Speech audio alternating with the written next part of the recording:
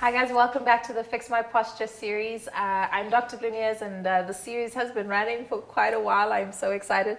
And just as it keeps running, there's just so much information that keeps popping up. And I am learning and I hope that you're learning. Today we have a nutrition specialist with us and we've had conversation about muscle strength. We've had conversation about nutrition. And now we're going to talk about posture. Chanelle, thank you. Thank being you. Here. She is the founder of Creative Nutrition and you can find her on Instagram.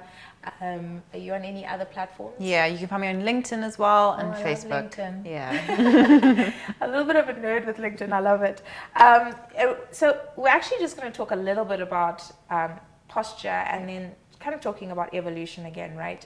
And not that I want to be redundant, but I think the theme of what we've been talking about from the first video was awareness, right? And really just understanding that we've become creatures of habit. Yes. Right? And we've kind of just let ourselves go at the expense of what we're saying is technological achievement or money. Yes. And so really looking at posture, and my big thing is just saying, guys, we're in flexion all the time, right? Like this.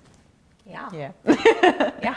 12 hours for Yeah. most people Yeah. on average sitting in flexion. And it's not just like sitting at a work desk, it's sitting in your car, sitting Yeah. on the bus, sitting on the train, Yeah. sitting wherever, right? Yeah. And there's no active movement essentially. I also think that beyond just the sitting, at desks and that sort of thing, it's also then coming home to sit some more. Yeah. So we definitely have a problem with being sedentary, as we mentioned in the first video, and also always being in flexion, because it means that the extension that is meant to take place doesn't happen as often as it should. Yeah. And muscle imbalances eventually start taking place, and then you wonder why, like, where are these aches and pains and like weird, signs and symptoms coming from all of a sudden? Yeah, and it's interesting, right? Because oftentimes people will come into me and say, I am so sore and so tight here. Yes. And I'm going, okay, but I can tell you that that's not the cause of your problem. The cause of your problem is because you're tight and strong here. And what's happening is you're jutting your head forward. And I don't think there's ever come a point where we have been putting so much strain on our back and on our spine as we do now, right? Yeah. And one of the things, and this is so interesting and I hope I can explain this well, is our brain doesn't have templates for movement, right? It's not like we've got templates for golf and for swimming. I wish we did, because I would be amazing at all of these things, but we don't. What our body has the ability to do is adapt, right? And what it is all input and output. Yeah. So when we're sitting at the desk the whole day, what we're really telling our body is, this is our dominant posture. Let's limit the extension, because when we eventually go into extension, we're most likely going to hurt ourselves. Isn't that interesting? Yeah, I like that you mentioned that. So I'm going to use myself as an example. Last year, while I was at a competition, I actually hurt my shoulder.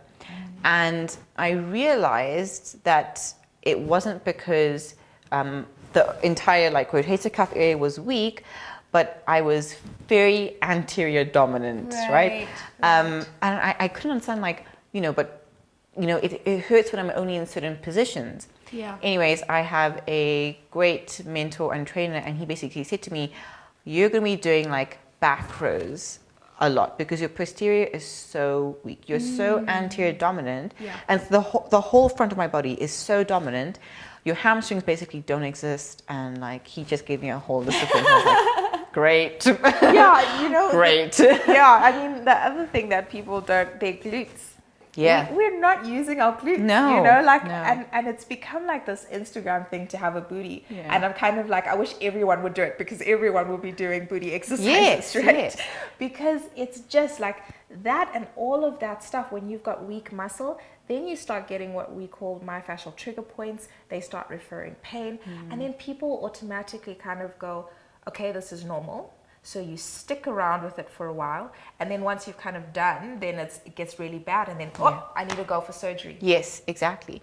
But prevention is always much better than 100%. having to have like a big operation, essentially, when it gets to the point where it's no longer corrective by non-invasive techniques, essentially. Yeah. Yeah. So I think, you know, I guess one of the things is you've spoken about having a trainer. Let's talk a little bit about that and the importance of having someone that can coach you in physical movement. So I think when it comes to starting movement in earnest, I want to say, for the first time, whether it's a sport or it's in the gym or whatever modality that you decide to use, having a trainer for a couple of sessions, I think, is so incredibly important. YouTube does help, definitely, right? But that person can't see you and then can't refer and say, actually, this side of your body is a little bit weaker. You've got imbalance here. Okay, so you see that you struggle with this. The reason is that, or I can see by you doing this squat that this part is a problem. Your ankles are tight. This is not. Your knees are unstable. Whatever it is, right? YouTube can't pick that up, right? An online trainer might be able to, which is obviously the best option in the current pandemic. But if you can go in person, honestly, that would be fantastic. It's the same thing with going to a doctor or a chiropractor or whoever it is. It's to get empowered, not just to be diagnosed with the problem and like off you go, but it's right. So this is what the problem is.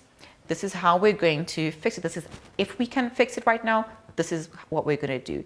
This is how you are going to stop yourself from having this problem again. So you don't come back here with the same issue. So it's all about empowering the individual, right? So that they can continue on their own, and when they reach a new goal or a new challenge, they come back with a different question, essentially. I think it's really interesting that we have to have these conversations, because I keep thinking of, I think, can I remember that? I mean, I keep maybe the Khoisan, right? Or, you know, just like people that stayed in jungles way back when. There was such a dynamic range of movement, you know? It wasn't just we're sitting for, you know, it was crouching, it was climbing, it was jumping, it was, and I look at kids today, and I mean, I think it's amazing for a kid to be able to, you know, function on a cell phone or computer, and it's brilliant. But then take that same kid to a jungle gym, and the coordination is not there. No, not there. Upper body strength, that's another issue. And I look back to my childhood, and I'm so grateful for my parents kind of saying, hey, once you were done with your homework, we had to play outside until it was like bath time. Yes, exactly. So I grew up on a farm, and I remember literally as soon as breakfast was done, like, why are you in the house? Goodbye. Why are you here? I have things to do. Off you go. And we just used to run wild. We'd eventually find a way back if we were hungry. And if we couldn't find something on a tree to eat, we'd ask for some assistance in the kitchen. And then again, running wild until bath time, and you had to like be pried to come inside. I know. And I'm so grateful for that experience. But there can definitely be a balance in today's day and age. The skills of, you know, being on a computer is definitely necessary for 100%. Children nowadays. But so is the skill of just like living outside, you know? Oh, I love it. And the balance, because then we're kind of looking at sitting and standing, the sit stand, and I've got videos up on this. Hey, well, you can get a standing desk, you know, so you don't have to sit the whole time, and you can take a walk with your friends, and you can go to gym, or if you don't like gym, find something you enjoy. Because that's a big thing, right? As most people are kind of like, it's a punishment. Like, I'm going to the gym. I ate cake today. I have to go to the gym. No, that's not what this is about. This is about finding what you enjoy. If that's going to be tennis, if that's going to be yoga, if that's going to be, but you have to be intentional about these things, because we cannot keep being creatures of habit. Not in a bad way.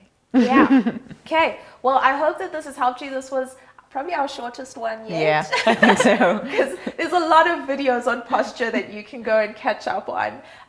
But really, the quality of your life matters. And I can't say this enough, because it really does. And when we talk about quality, we're talking about you getting to play with your kids. You getting to be a 30-year-old that doesn't have to struggle with arthritis. You getting to be They're 40-year-old that enjoys the food, that is connected to the food you're eating and sitting at the table and enjoying time with your family. This is what this is all about. And it's not about being perfect and being rigid. It's about being in the arena, right? Because we've got to talk about this. The credit belongs to you that's in the arena. If you're doing stuff every day and making the changes, this is going to contribute towards that amazing quality of life.